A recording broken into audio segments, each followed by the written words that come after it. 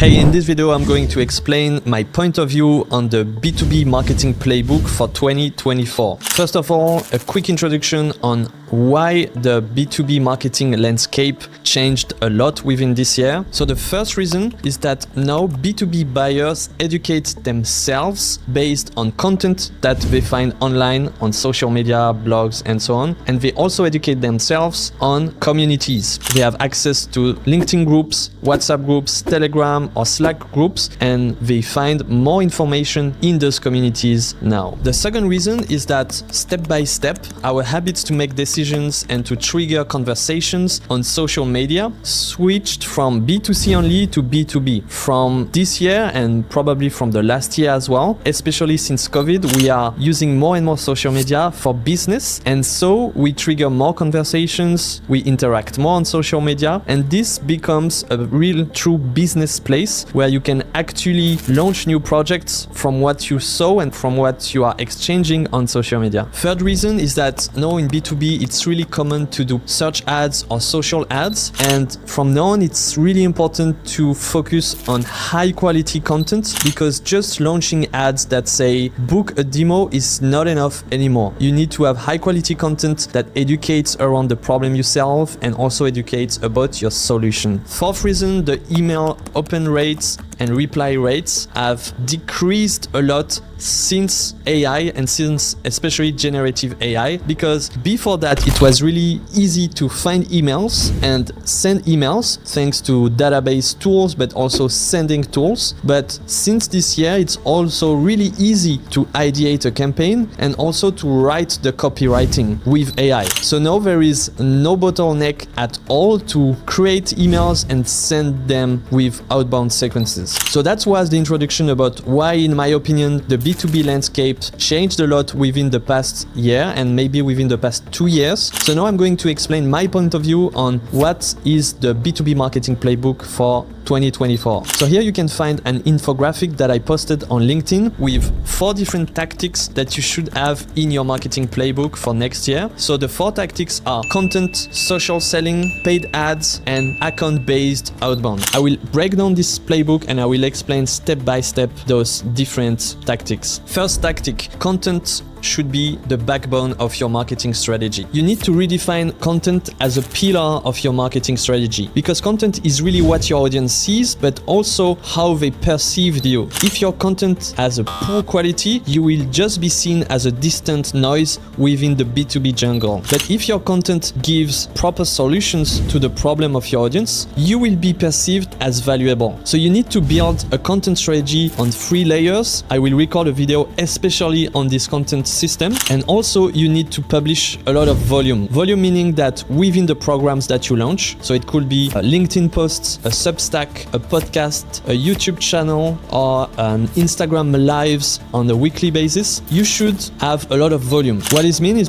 that what you are doing right now, you need to do 10 times more. You need to publish more volume for several reasons. First, because you need repetition to spread your voice and to have a strong brand. So the first one is the repetition. Second reason is that if you post a lot, you will have a strong market feedback loop. A feedback loop is basically when you post something, you get engagement or you get reaction from the market or from your audience. And based on that, you know what kind of content you should publish again. Let's say you publish 2 content, one gets 10 likes and the other one gets 500. You know that this is a topic that is more interesting for your audience. And the last one, the third reason, obviously it's important to publish more because you need to get seen. So more volume means more chance to increase your visibility. But be careful, always keep the quality really high when you publish a lot. Obviously, this is an important resource allocation. You need budget, you need time, and you need manpower in order to create all this content. But I think it's really worth it because it's the backbone of the 2024 marketing playbook. Second tactic is called social selling. So basically, as I said, a lot of B2B buyers are now using social media to meet new industry peers, but also to find potential buyers and also to find potential vendors. So here it's important to put back social media and social selling at the center of your strategy. So basically you have 3 ways to integrate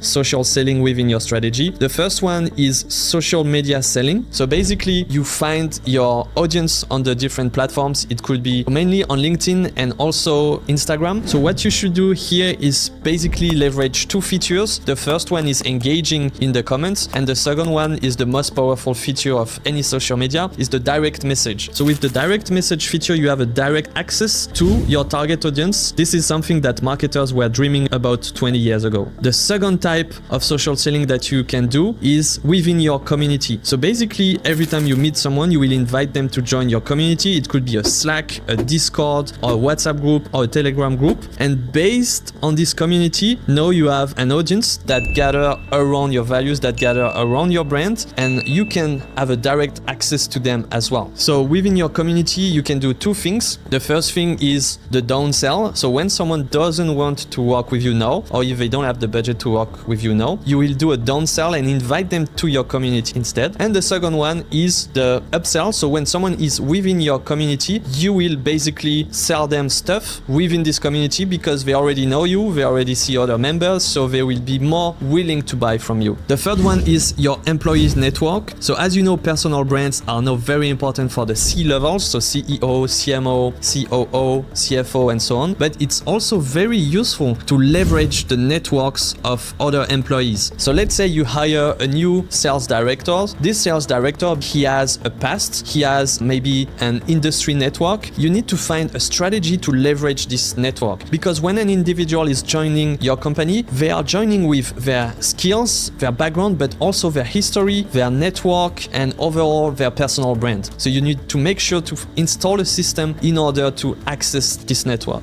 I'm really sure that in 2024, the best B2B brands will use social selling as a very important part of their marketing strategy. Third part of this B2B marketing playbook is paid ads. You've seen that in the past year, the venture capitalists were investing less in startups, and also they were asking entrepreneurs and startups to reduce their budget in marketing, and this had a very strong effect on paid ads. It forced the marketers to reallocate their budget and to make sure that when they spend $1, they get a better return on investment. Before, it was what we call growth at all costs, meaning that you can spend all the money you want. What matters is that you are growing the numbers. But now it's all about getting more return on investment for every dollar that you spend. So within this context, the paid ads is changing, and also it's changing because from now on you need better content to make efficient paid ads campaign. So the paid ads tactic, you need to structure it into two kinds of campaigns. The first kind is to create demand, and the second kind is to capture demand. So the first one is about promoting guides, videos, influencer ads, webinars. It's about publishing and promoting content. And the second type is capturing this demand that you've created. Here it's mainly about retargeting with promotions, launches, and most importantly, book a demo or book a sales calls campaigns. Tactic number 4, account-based outbound. As I explained, generative AI plus database tools plus email distribution tools made the outbound game so easy to access. In one afternoon, you can find emails, create your copywriting sequences, and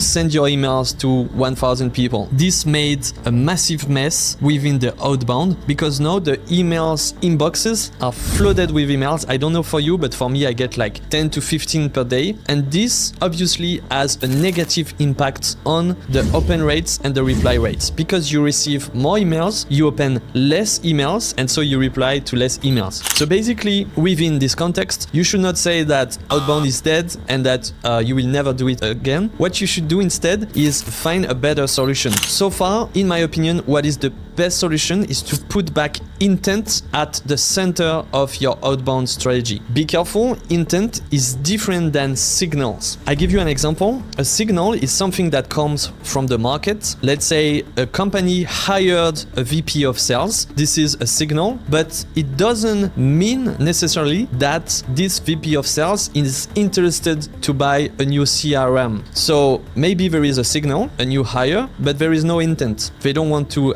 buy a new CRM. So basically you should make sure that you understand the two concepts. They are different. You can have a signal and no intent, but sometimes obviously you can have signal and intent. So your goal is to put back intent at the center of your outbound strategy. And how can you do that? Basically, it's really hard, in my opinion, to find intent if you have an industry-based method. So basically the industry-based method is when you will target, let's say, the SaaS industry, and you will generate a list of 500 SaaS within this industry, and you will send emails that are based on the problem or the ICP, something like that. This is the industry-based method. Another methodology is to do an account-based method. So basically, instead of targeting an industry, you will target specific companies. And to do that, you should put intent at the center of this account-based outbound. So basically, you have different types of intent, but overall, you need to find companies that are interested to work with you or to have a solution like yours. Because most of the time you will create all this content, you will do all this social media strategy, you will do paid ads, but some accounts, they will not contact you directly. But if you contact those accounts, they will be more willing to work with you because they've seen all your content, they've seen all your personal brands, and maybe you've talked with them before. So basically, when you do the tactic number 1, 2, and 3 correctly, you have a lot of accounts that are navigating around your brand. So you need to make sure to create an account-based outbound strategy in order to reach those accounts that are all around your brand and all around in your community. So in my opinion, this is a good B2B marketing playbook for 2024, but obviously this is just one framework that you could use. There are a lot of different frameworks, but overall I wanted to share that with you because it's important to analyze that the B2B landscape is changing, but it's more important to try to adapt to the new landscape. So that's why I created and shared with you this B2B marketing playbook. I hope it will help you for your strategy. So if you want more marketing tips, make sure to follow me because I share daily marketing tips on LinkedIn, YouTube, and Instagram. See you in the next video.